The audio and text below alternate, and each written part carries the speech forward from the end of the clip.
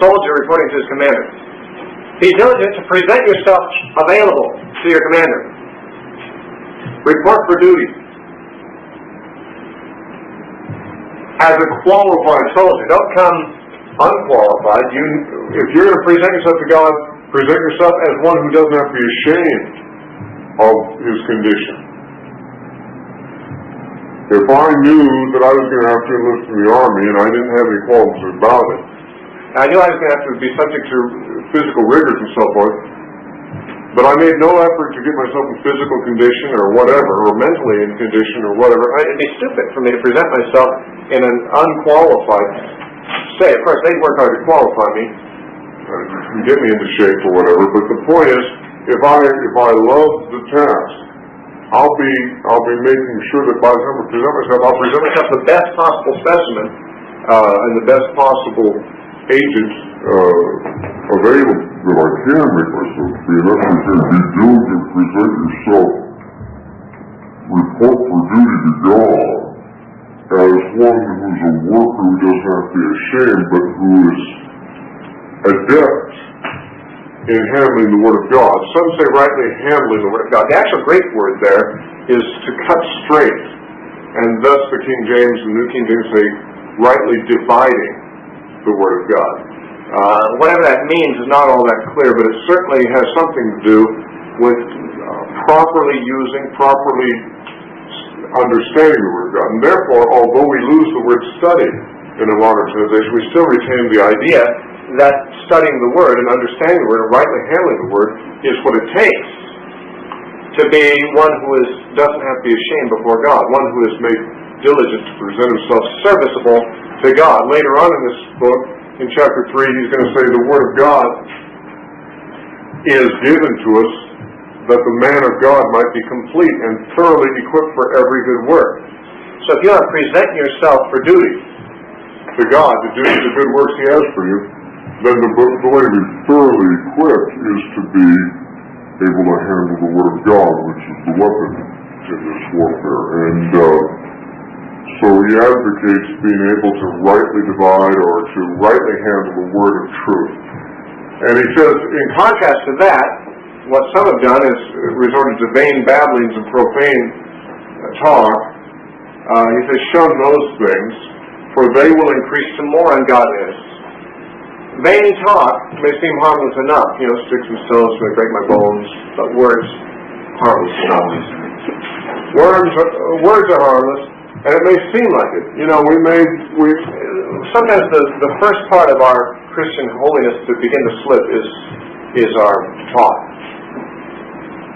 We start, making way for a little bit of an off-color joke, or we just let a little bit of caustic humor against a person come into the way we talk. We begin to become a little compromised in the holiness of our speech, and before long, that multiplies into more ungodliness. Once you've said things that are not exactly appropriate to the Christian, your conscience is going to be somewhat defiled anyway. I can remember graphically times when I'd be sitting around and involved in a humorous discourse with some brothers or something that was somewhat inappropriate, just because the way it began to degenerate. They went into areas where afterwards all of us kind of felt a little guilty about the way the conversation had gone. Not because it was atrocious, but just because it ceased to be sanctified after a little while. And then, someone came in and said, "Oh, there's been a crisis, we need to pray," and suddenly you feel so unqualified to pray. You just feel like such a hypocrite bowing in solemn prayer when you've just been involved in foolish jesting and so forth. And it's maybe you've never experienced it. I have more than once, but where we kind of allow ourselves to get a little compromised in the things we've been talking about, and then suddenly something calls for us to be spiritual, and you can't just throw a switch and shift gears instantly. It's like spirituality has to be cultivated as a regular practice. And people who get into vain and foolish babblings and wrong kind of talk may find that it eventually degenerates into other forms, all kinds of forms of ungodliness. Now, he gives an example of some who have fallen into this trap. Verse 17, their message will spread like a cancer. Hymenaeus and Philetus are of this sort, who have strayed concerning the truth, saying that the resurrection is already past, and they overthrow the faith of some. I mentioned in our introduction, this may suggest a Gnostic rejection of the doctrine of physical resurrection. We don't know exactly the nature of their teaching, but it seems most likely that these men were teaching that there is a resurrection, but we've already experienced it. It's a spiritual one, and there's no physical resurrection, which the Gnostics, of course, would be not favorable for a physical resurrection. So this may suggest sort of a Gnostic tendency, and Hymenaeus has been mentioned earlier in 1 Timothy. Yes, Scott? That seems like the profane and vain babblings aren't like joking around and stuff, but they were false doctrines. False doctrines are also profane and vain babblings. You're right. But Paul does talk about profane speech in Ephesians in terms of vain and foolish talk. I would say profane and vain babblings could be a term that refers to anything that's not really sanctified speech. And certainly the content could be error and heresy, and that would make it profane and vain, or it could simply be unclean stuff, like some of the humor that we may see something called. But you're right, I think in this context, his main concern is with heresy, as you make it clear by giving an example.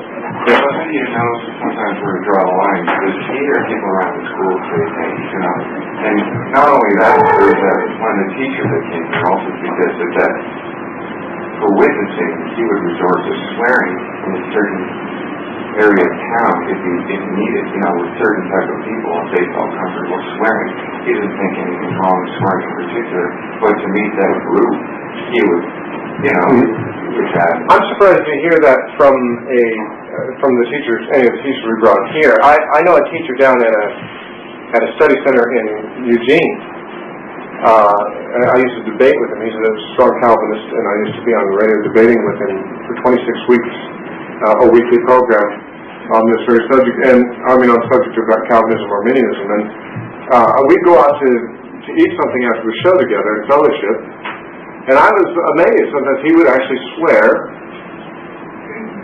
in talking to the waitresses and stuff if he thought that was something that would make them see him as a down-to-earth kind of real person, you know. And I did not feel comfortable with that at all, frankly. I mean,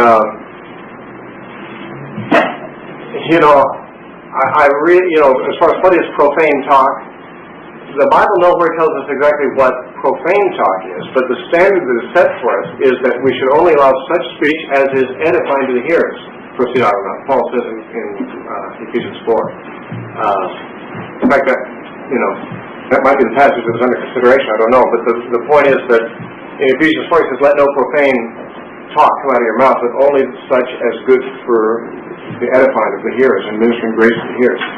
And while I don't know that the formulation of certain syllables in itself has any magical or superstitious negative powers, certainly the value or the impact of words has to do with their cultural use and the way people understand and react to words. And almost all people recognize certain words as being inappropriate for people who are pure. You know, I mean, and, you know, now, I heard a teacher once say, and I'm not sure I object to this, when he's talking about Philippians, where Paul said, you know, all the things that were gained to me, I count them as dung. He was trying to emphasize how strong a statement that was. And he says, if Paul said that, he'd say, I count them as shit. And he used the word shit. And everyone, including me, you know, eyebrows went up. How dare he say that word from God's holy pulpit? And yet he, you know, basically he's trying to stress how strongly Paul is trying to speak of the negative value of those things and say that word in our culture would have the same kind of impact as the word dung and necklace. And I'm not sure he was right about that. But I came to think it wasn't necessarily an evil for him to use that word in that more or less clinical sense, in this case of, you know, trying to illustrate the impact. If he used that word in common speech, I wonder why. You know, if he's trying to make a spiritual point from it, you know, it's like Paul says elsewhere, it's a shame even to mention the things that unbelievers do sometimes. But Paul mentions them sometimes to make a spiritual point. Same thing with words like that. You know, it'd be a shame for that to be read in your regular speech, it seems to me. To make a spiritual point, there may be some place for it, but I wouldn't do it just to be able to relate with the people in the hard part of town. You know, I mean, I do remember that I once worked in an office for a short time with a bunch of people who all smoked and swore, and one of them after the first day, they said, "You're a Christian, aren't you?" And I said, "Yeah, how'd you know?" And I said, "Well, it had not occurred to me that I'd done anything that stood out as unusual," but they said, "You don't smoke or swear." And they had noticed the difference. Where, I ordinarily wouldn't, I wouldn't swear, even to try to relate with people who did that. Anyway, it's hard thing. I would say that the difference between using the word dung or the other word in modern America, even if you're trying to convey the same concept, we know what dung is, that it is, something that we can use other words for, including dung, that is not, does not convey the same connotations as when we use the S word, and why is it that the S word, the SH word, or whatever we want to call it, why is it we call that a swear word? When it only means exactly the same thing that dung means, we don't call dung a swear word. Why? What is it? I've often wondered about that. Certain words about biological processes can be clinical, and other words that have the exact same meaning are called swear words. Why? I don't know why, but for one reason or another, our culture has come to associate certain words with simply foul mouth.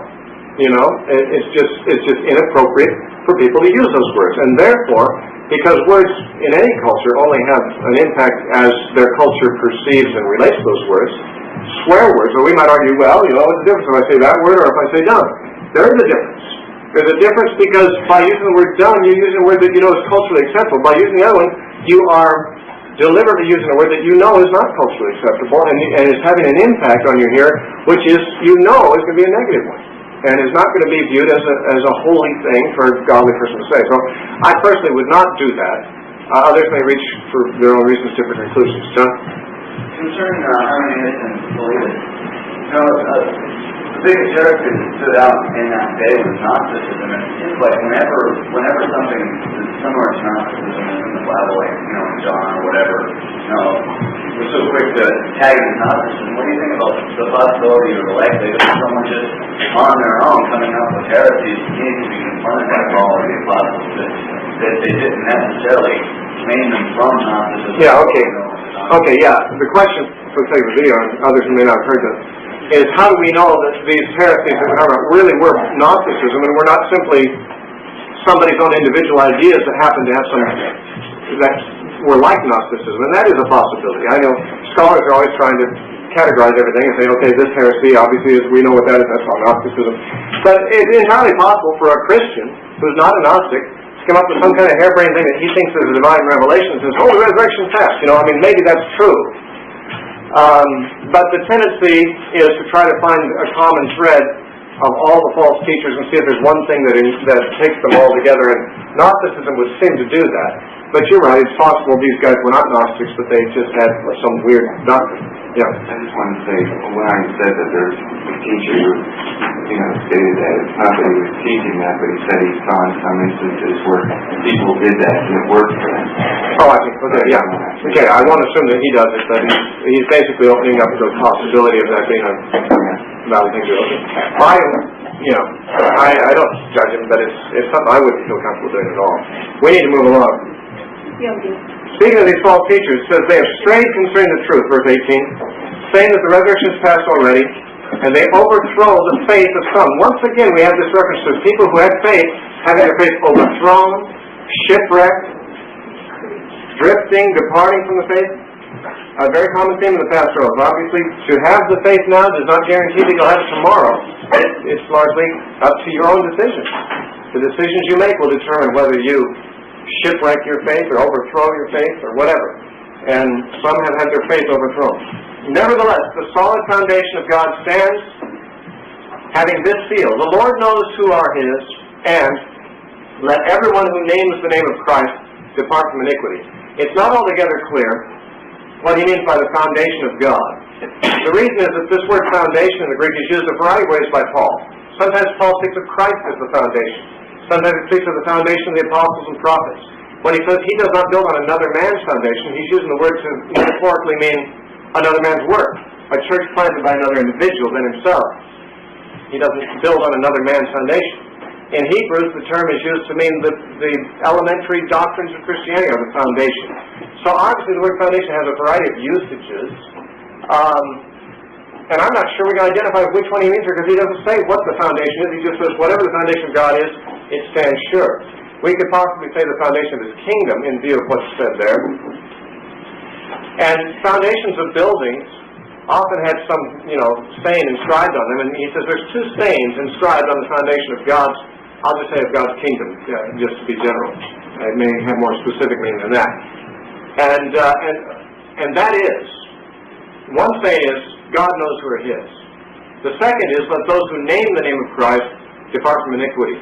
Now what this seems to mean is, God of course knows who his people are, and he doesn't need to be told, he doesn't need any proofs or evidences. But the only way we'll know who God's people are is not just that they name the name of Christ, many people profess to be Christians, but that they prove that they're God's by departing from iniquity. As far as God's awareness is concerned, he knows who are his, but we don't, unless they depart from iniquity. In fact, we don't even know if we're his unless there's some evidence, in fact, that we have changed our direction of our lives and that we have departed from iniquity.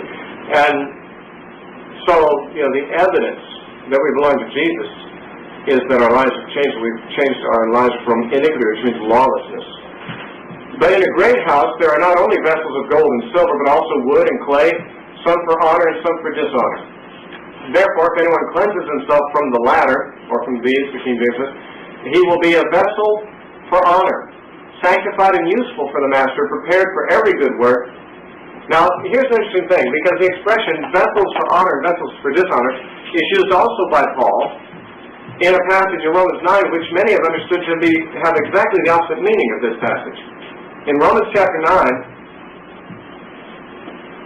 when talking about the sovereignty and the foreknowledge and the election of God, and how that he has, he shows mercy on whom he will show mercy, and he'll harden him whom he will harden. He gives an illustration of a potter and his pots. And he says in verse 21, does not the potter have power over the clay, from the same lump to make one vessel for honor and another for dishonor? Now, that's interesting, because Paul is basically saying God has the right to take one lump of clay and make from that one lump two different kinds of vessels, some for honorable uses, some for dishonorable uses. And it would seem like he's saying in this context that God kind of makes that choice like a potter does. The clay doesn't have anything to do with saying what it's going to be made into. It's just the potter's sovereign choice to damn some and to save others, is how some people understand this. The interesting thing, though, is that the same expression, vessels for honor and vessels for dishonor, is used by Paul in 2 Timothy, where he says it all rests on you. If you purify yourself or cleanse yourself from those vessels of dishonor, you will make yourself into a vessel of honor. Interesting how the responsibility is placed on us in 2 Timothy to make ourselves into vessels of honor instead of dishonor. Whereas in Romans it sounds like he's saying it's all God doing, even like it's a potter's doing with his pot. I mean, the clay has absolutely no choice. The potter makes all the decisions as to what that pot's going to be. And yet, Timothy, using the same language, the same figure, does something different. Now, what I think he's saying in Romans 9 is this. Not all have seen it this way, but when he says from the same lump, I think the lump is Israel. That is ethnic Israel. The context of Romans 9 is that not all the Israelites have been saved. Some have, an elect number have, but many have not. And I believe what he's saying is, there is, Israel, the whole lump, some have been made into vessels of honor. That is, they become Christians. They're the elect remnant of faith. Others from the same lump are vessels of dishonor, for dishonorable persons, which he later calls them vessels of wrath, as opposed to vessels of glory in the next couple verses. So, what he's basically explaining there is, among God's people, there are some that he has chosen to include in his household as vessels of honor. Others he's fitted for destruction. But it is not really talking about the basis for this decision. We know, or at least can conclude, that the basis for that decision is that some didn't have faith and some did. Later in Romans 11 he says they were cut off for their unbelief. So those ones that he calls vessels of dishonor, or vessels fitted for destruction, are the branches that did not believe. And their believing was their responsibility. They chose not to, and therefore God made them into vessels for destruction. But those who did believe, he has chosen to use them for honorable purposes. Now, what Paul says in 2 Timothy, again, is taking an image that he used about Israel in Romans, he uses about the church here. In a great house, and that we presume that he means God's house, which he has said earlier in 1 Timothy chapter 3 and verse 15, that the church of God is, the house of God is the church, the pillar and ground of the church, truth. So in the church, in the body of Christ, there are a variety of vessels. God's house has many vessels. Some are used for honorable purposes, some for not. It's like you bring out the good china when you've got guests you want to impress.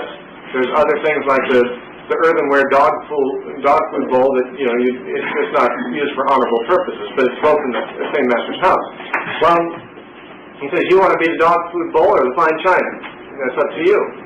You can make yourself into a vessel of honor if you purify yourself or cleanse yourself or remove yourself, separate yourself from what the New King James says the latter, which I think is the right idea. It's confusing when it says if any man separates or cleanses himself from these, because these is not very clear. But the last thing he's mentioned is some for dishonor.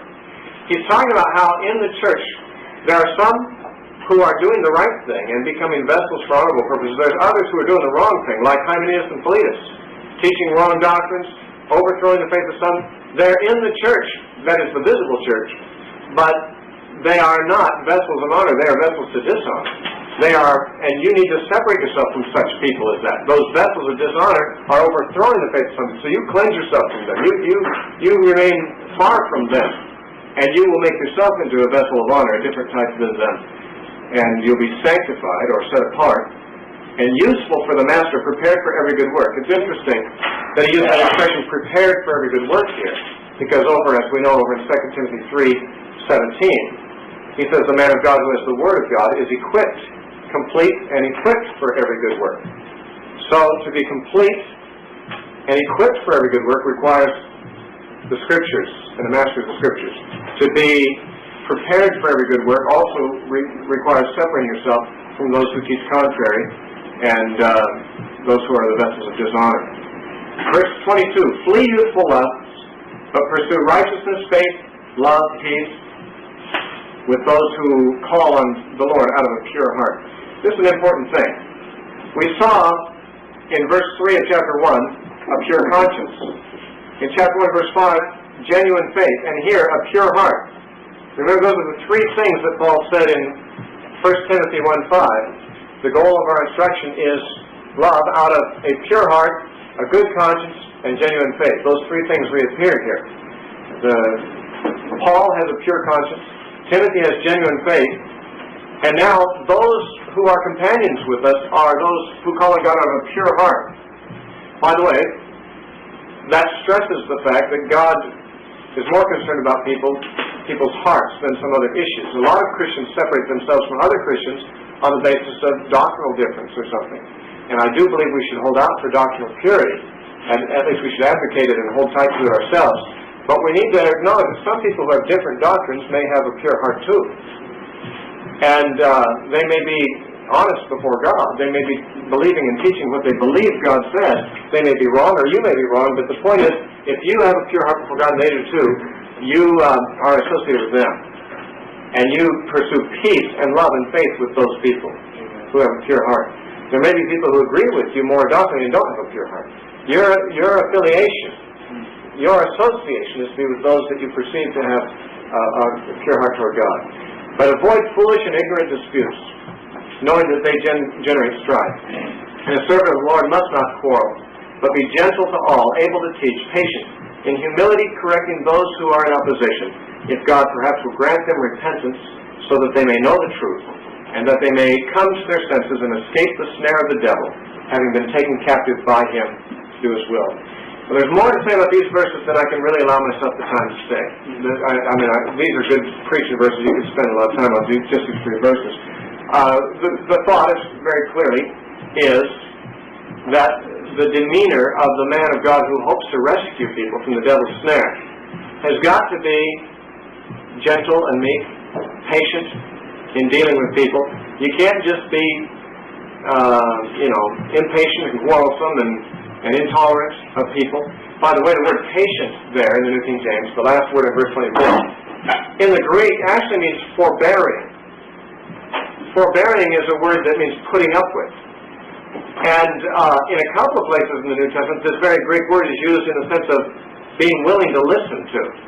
For example, in 2 Corinthians 11:1, 2 Corinthians 11:1, Paul says, "Bear with a little foolishness," meaning himself, his own words. And he means basically, put up with me and listen to what I have to say. And also in Hebrews chapter 13 and verse 22, it says, "Forbear or bear or endure the word of exhortation," which means the epistle itself. Hebrews 13:22, which means be willing to listen to it, to put up with it, to bear with the exhortation. Now, in saying that the man of God must have this attitude in his approach to unbelievers, it means he should be prepared to listen to them, not just do all the talking. He should be able to put up with their arguments. He shouldn't be just exasperated when they're not immediately agreeing with him or when they propose an idea that he totally disagrees with. He should be gentle. He should be able to teach, and he should be able to listen to the unbeliever. In humility, he will correct them, it says in verse 25. He's not going to just act like they're telling the truth when they're not. He will listen, but then he'll correct them. But you can't really correct them until you've heard what they said. So many times in a theological dispute, for instance, with Jehovah's Witnesses or something like that, you'll be making good points, and they'll be making points, and neither one is hearing what the other is saying, because while the other is answering your argument, you're not listening to his answer, you're thinking of what your next argument is going to be, and real communication needs to take place. If we're going to rescue people, we need to make sure that we hear what they're saying, so that when we correct them, we're not answering something that we've misperceived where they're coming from. We need to have we need to be in touch with people in communicating with them, so that we can humbly correct them. And then perhaps God will grant them repentance. Again, one of a few places in the Bible that speaks of repentance is something God himself must grant. The expression that God grants repentance is also found in Acts. In chapter 11, it says when Peter convinced the saints in Jerusalem that what happened at the household of Cornelius was okay, it says they rejoiced and said, "Well, then God has granted even the Gentiles repentance," or something like that. I don't know the verse number. But repentance unto life, right. Yeah, it's Acts chapter 11, and it's after Peter finally convinces skeptical Jewish Christians that it's okay. Verse 18, thank you. Okay, now notice the people that we're helping need to come to their senses, verse 26, and escape the snare of the devil. Why? Because the snare of the devil is deception. It's interesting, there's a lot of popular teaching about spiritual warfare today from many, many sources. But almost all of the teaching in the Bible about spiritual warfare, then when it talks about the devil and his activities and getting free from the devil and overcoming the devil, it almost always focuses on truth and error. There's not a whole lot about blasting the demons out of the atmosphere. It's mostly the conflict between the truth of the gospel and the errors that the devil promotes to obscure the truth. And here's a characteristic instance. These people are trapped by the devil. How can they get free? By coming to know the truth. Coming to their senses and realizing what's true. The trap is in deception. And God has to grant them repentance so that they may know the truth and come to their senses and escape the snare of the devil. They've been trapped, they're his captives. They can't just walk away without being set free by the truth. Jesus says, you'll know the truth, and the truth will make you free. In John 8:32, I think it is. Okay, now, this word taken captive by him is a Greek word that's found only one other place in the New Testament in an interesting sense. It says these people have been taken captive or have literally been captured by the devil, or caught alive is really what it means. And it's the same word that's found only elsewhere in Luke 5 and verse 10, where Jesus, when calling the fishermen, said, "Henceforth you shall catch or capture men." The other Gospels have him saying, at least Matthew has him saying, "I'll make you fishers of men." He says in Luke 5:10, it says, henceforth you will catch men. You might recall, if you've ever heard Danny Lehman or read his book, Bringing Them Back Alive, he says that he got the title from that book from reading in a lexicon that this word for, being fishers of men, to catch men, actually means catching alive, or taking them alive. And so he was inspired to write a book about evangelism, about bringing them back alive. But that's the same word as here. The devil has captured men, and when Jesus called his apostles so that they might capture them back. It's interesting that people are just, in a sense, pawns. They're either in captivity to God or in captivity to the devil. And the best thing you can do for them if they're not God's captives is take them into captivity for God, because if they're not, they're in captivity to the devil. He's captured them, and the task of the evangelist is capturing them back. Now, chapter 3. But know this, that in the last days perilous times will come, for men will be lovers of themselves, lovers of money, boasters, proud, blasphemers, disobedient to parents, unthankful, unholy, unloving, unforgiving, slanderers, without self-control, brutal, despisers of good, traitors, headstrong, haughty, lovers of pleasure more than lovers of God, having a form of godliness, but denying its power. For of this sort are those who creep into households and make captives of gullible women, loaded down with sins, led away by various lusts, always learning and never able to come to the knowledge of the truth. Now as Jannes and Jambres resisted Moses, so did these also resist the truth, men of corrupt minds, disapproved concerning the faith. Actually, reprobate is the word the King James uses, but it means disapproved concerning the faith. But they will progress no further, for their folly will be manifest to all, as theirs also was. Now, first point. I could spend a long time on all these traits if I wanted to preach a sermon, but we don't have time for sermons. We have to cover the material. What is the last days? In the last days, perilous times will come. Last days here is not the same expression he used in 1 Timothy 4:1, where he said, in latter times. In latter times, many will depart from the faith, he said in 1 Timothy 4:1. And I said that probably has so many parallels with 2 Thessalonians 2, that I think it is the same apostasy that he referred to there in 2 Thessalonians. Here, however, he uses the term last days, the same term that Peter used on the day of Pentecost, when he said, this is that which was prophesied by the prophet Joel. In the last days, I'll pour out my Spirit. We've talked about the last days already a few times, and you're familiar with some of the things I have to say about that. Just in summary, especially if anyone watches the video who hasn't heard the other times we discussed this, I'd say this. The last days, as used in the New Testament, can only mean possibly two things. One, the whole church age, because Peter, the day of Pentecost, was in the last days. And if they extend to the end of the world, then all the church age, from the beginning to end, is the last days.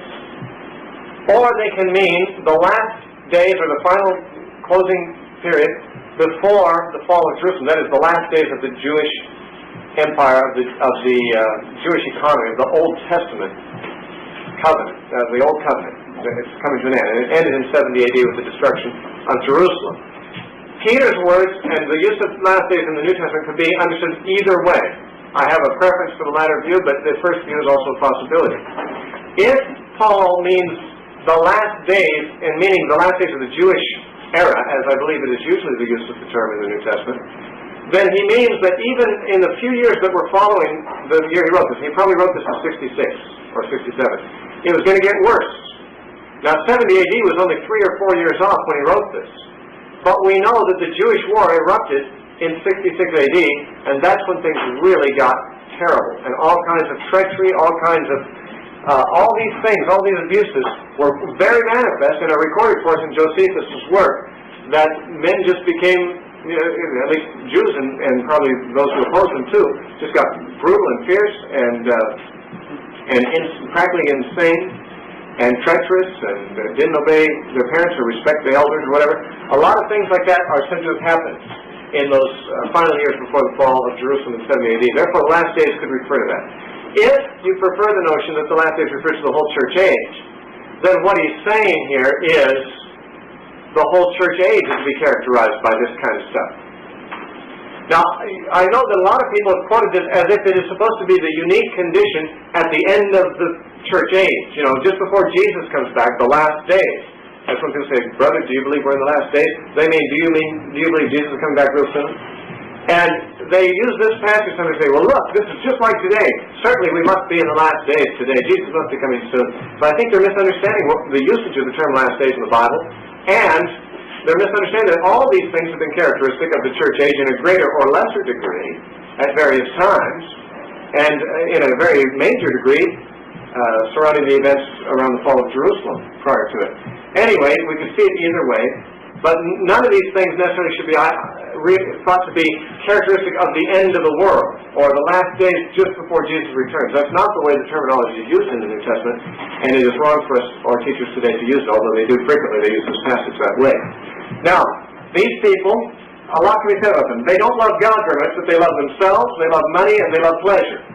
It says in verses 2 and 4, they're lovers of self, lovers of money, lovers of pleasure. They're very loving people. But they don't love God, it says. They love pleasure more than they love God.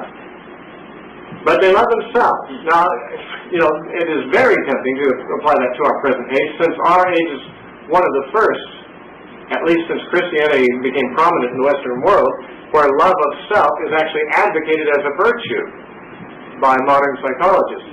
And people are taught that they should learn how to love themselves. And the Bible says nothing along those lines. It's one of the marks of a corrupt age that men become lovers of themselves.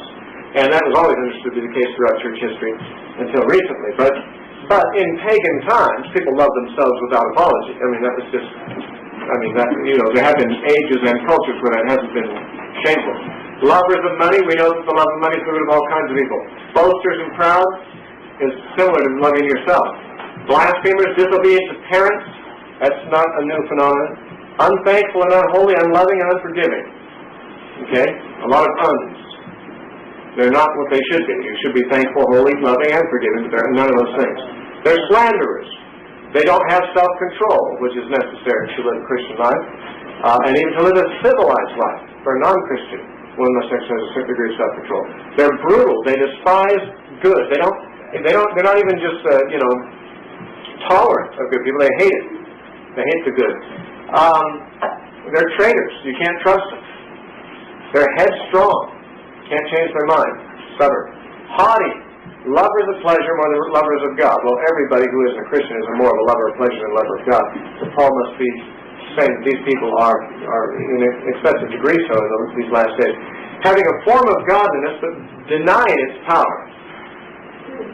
Now that could speak of persons who pretend to be Christians but are never really converted. After all, what is its power? Its power is the power of the Holy Spirit, which you spoke of earlier. The power of God in chapter 1, verse 8 is to be identified with the spirit of power in chapter 1, verse 7. These people have some semblance of religion, but they really do not believe. They deny its power. Now, that doesn't necessarily mean they have to verbally deny it. Over in Titus, chapter 1, in verse 16, Titus 1:16, Paul says to Titus, they profess to know God, but in works they deny Him. So, denying the power of God may not be so much that they verbally deny the Holy Spirit, but they may simply, in their behavior, deny Him. They may ignore Him. They may resist Him. Anyway, they are also immoral. They creep into households apparently when the husband's not there and seduce the gullible and silly women who are overloaded with sins. This is a mark of false teachers. In 2 Peter 2:14, false teachers are described there as in somewhat the same way, that is in terms of their moral and sexual behavior. 2 Peter 2 and verse 14 says they have eyes full of adultery, they cannot cease from sin. Beguiling unstable souls.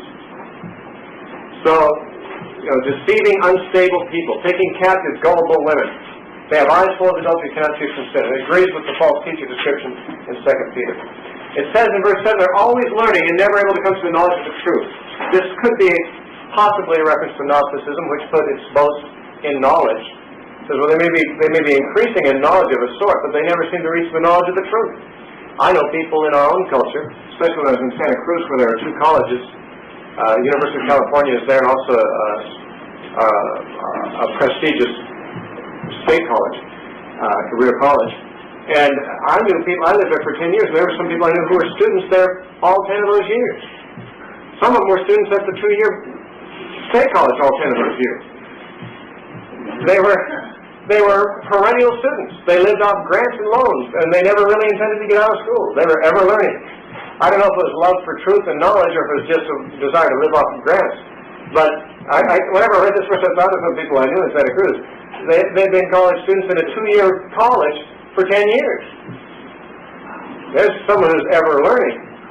But they were no closer to the truth than when they started, because they weren't learning the truth. You can learn, but if you don't know what the standard of authority is for truth, which is the Word of God, then you're not going to get any closer to the truth, no matter how many bits of information you take in. Now, these people are compared in verse 8 with Jannes and Jambres. These people are not mentioned by name anywhere else in the Bible. But we are told here that they resisted Moses. Well, Moses was resisted on several occasions. For example, out in the wilderness he was resisted by Korah and by some other people. But these names are apparently Egyptian names, and most scholars feel like this is a reference to the Egyptian magicians who resisted Moses in Exodus 7, 11, and in other places when he stood before Pharaoh. The magicians also imitated him with their magic tricks. And most scholars believe that although getting their names must be from some apocryphal source, that it is nonetheless a reference to the magicians in Egypt who resisted Moses. Now, if that is true, then he's saying that these false teachers also employ occultism, because they resist the truth the same way these Egyptian magicians did. So he may be adding to their immorality occult practices. Then verse 9 it says, "But they will progress no further, for their folly will be manifest to all, as also theirs was." Now, they will progress no further means these false teachers will not really progress any further than Jannes and Jambres did. You remember that Jannes and Jambres were able to deceive up to a point and duplicate, but eventually they reached a point where they couldn't even counterfeit what was being done. Their powers had limits. Now, he says these false teachers too will soon be manifest, their limitations. Their folly will be manifested all, just as that of the Egyptian magicians was. I will say this. Many of us have a very pessimistic view of the future because we've been taught as Christians that things are just going to get worse all the way until Jesus comes back. And I know that this passage is often used as one of the supports for that. You know, in the last days, this is what people will be like. And some would use this passage even to prove that society has to get worse. But again, I would argue that the last days does not necessarily refer to our time, as Paul is using it. And B, even if it does refer to what some people call the last days, that is the final years of history before Jesus comes back, it says that these people will not proceed very far. In other words, the final state of things is not the dominance of these people, but in the end they will be ridiculed or whatever. Their folly will be manifest. So it does not necessarily lend support to give us a gloomy outlook. I think we should move forward in our evangelistic efforts and discipling efforts with the hope that we might make a positive impact on society through making disciples of all nations, and not just kind of have a gloomy aspect, well, it's going to get worse anyway, so why bother? Verse 10.